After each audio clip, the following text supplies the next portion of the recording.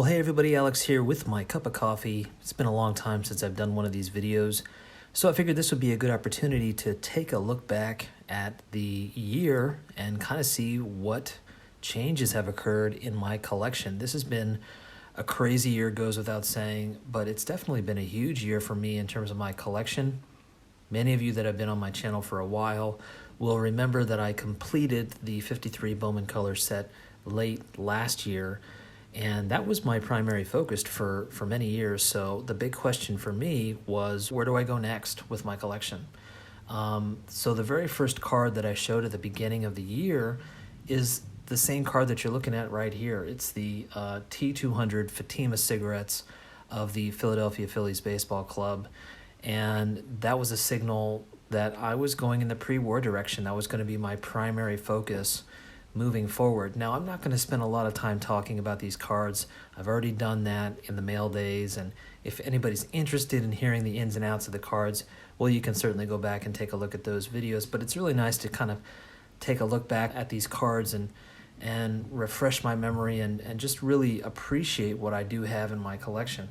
So moving right along, here's the N184 Kimball champions of E.A. Birch, who played for one of the early Brooklyn clubs. I was really happy to come across this card, and it's definitely the oldest card in my collection so far.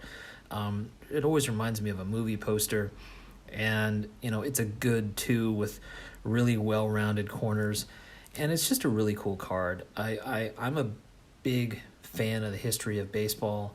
Anybody that's been on my channel for any length of time, you know that. I'm always reading baseball books. I'm always reading about the history of the game, and this to me represents that part of my fandom, and I'm really interested in getting more cards from this era of the game.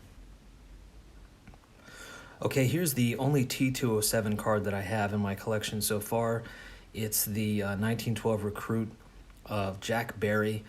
It's the only horizontal card in this set. I did a whole piece on this when I got the card in for the mail day. I'm really kind of opening my perspective in terms of collecting to not just Hall of Famers, not just key cards, but to me what I think are some of the most interesting, the most beautiful, the most remarkable cards that are out there, and to me this is one of them. It's just an interesting, unique, striking card.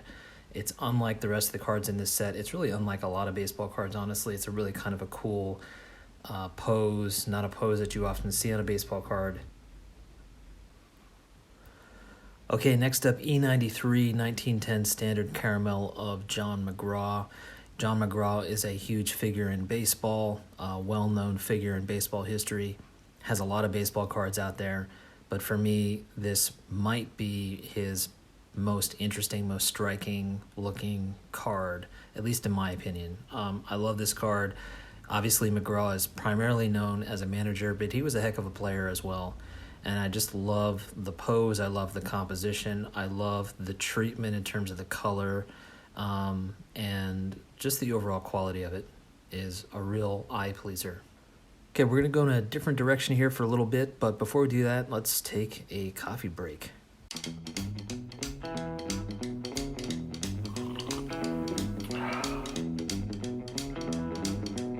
Alright, so while my primary focus is pre-war, I'd be lying if I said I don't miss looking at 1950s, 1960s baseball cards. I love vintage in general, not just pre-war. So I also am kind of looking at post-war cards as well. And one of the biggest ones I picked up this year was the 1955 Topps Sandy Koufax rookie. And what I really love about this card, for me, on a personal note, is that I was finishing up a Sandy Koufax biography that I was reading at the time.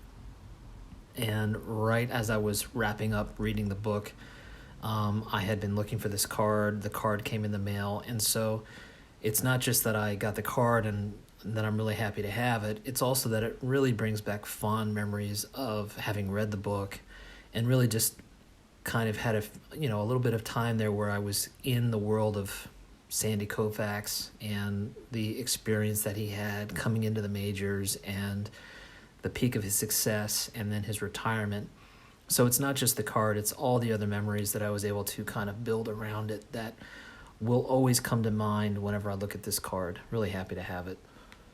And so speaking of Koufax, I also picked up his 1959 Topps. I am a big Koufax fan, but I'm not trying to put a run together or anything like that. I just really like the look of this card. You know, I have a running list of what I consider to be some of the most interesting, most beautiful cards that I just respond to for one reason or another. And this is one of them. I just really, really enjoy the design of this card. I love the color combination, the design of it in general, and I was really happy to find it in such good condition for 3.5. So last on the list this year for post-war would be the 1956 Topps of Roberto Clemente in a very good to excellent 4.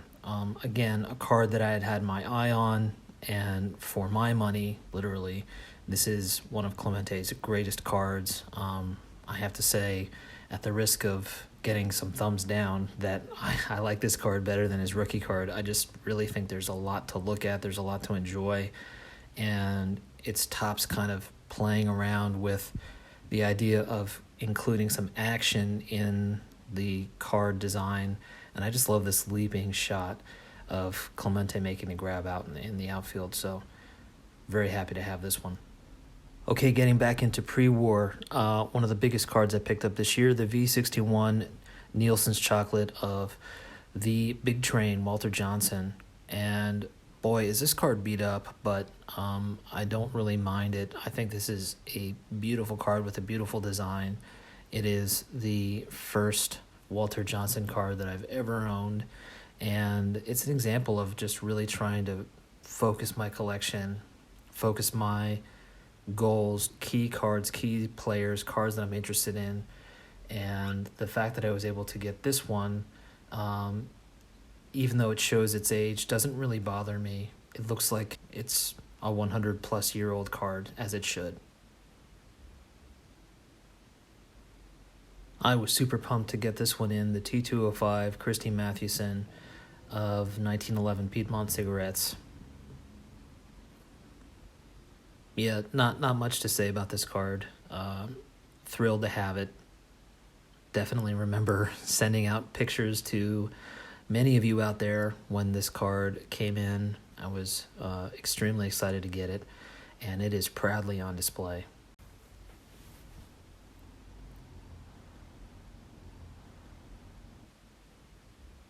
Now, last but not least, definitely the biggest card of the year, and the biggest card that I've ever purchased since I've been collecting, which is the E95 Philadelphia Caramel of Ty Cobb.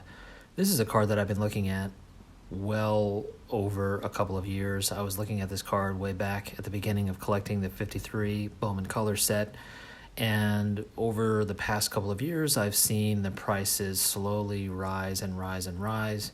And once I finished the Bowman set and was finally able to kind of move my focus to other areas, I started looking at the cards that I wanted, this being one of them, and began to realize that I was going to be priced out of being able to go for this card. And I was running low on time to do it. And so I was extremely happy to be able to get this card now. I think in the near future, this card might be in a range that I'm not going to be able to pull off. Sadly, there's a lot of cards that I have on my list that I may never be able to get because of that same reason, especially given how things are going in the hobby right now. But I'm extremely happy to have this card. And, you know, this is part of my mantra, which is fewer cards, better cards. You know, there's never going to be a point in my life where I forget that I have this card. I'm never going to be looking through my collection and say, oh, wow, yeah, there's my E95 Ty Cobb. I kind of forgot about that. I'll never forget I have this card. I see this card just about every day. And every day I say to myself, yep, I'm really glad I got that card. And that's kind of something that I check in with myself about with my collection. And so far that has worked for me. I'm really pleased with the progress that I've made over the year, and I really feel like my pre-war collection is coming along, and I'm also glad that I'm looking at 50s and 60s cards and excited to see where that goes as well in the new year. But let's go ahead and take a look at some other stuff I picked up this year. As many of you know, I collect autographed baseballs, and in the middle of collecting these cards, I was also picking up some of those as well. So let's take a look at those. So my autographed baseball collection has two areas of focus. The first is pitchers. They may be Hall of Famers, but also just pitchers of note, pitchers that had really good careers. And my other area is the Philadelphia Phillies, my favorite team. So I made a lot of progress in my autographed pitchers collection. So the first one up here is by the Atlanta Braves. So we've got Greg Maddux, we've got Tom Glavine, and we have John Smoltz, all on one baseball here. Next up, Robin Roberts, who signed it with his full name. Big time pitcher for the Philadelphia Phillies. So I kind of took care of two areas of my focus with this purchase. Next up, rest in peace, Mr. Bob Gibson. I picked this up months before he passed away. And you can see he inscribed it with his total number of strikeouts. Next up, Bob Feller, Hall of Famer. Another Hall of Fame pitcher, Early Wynn.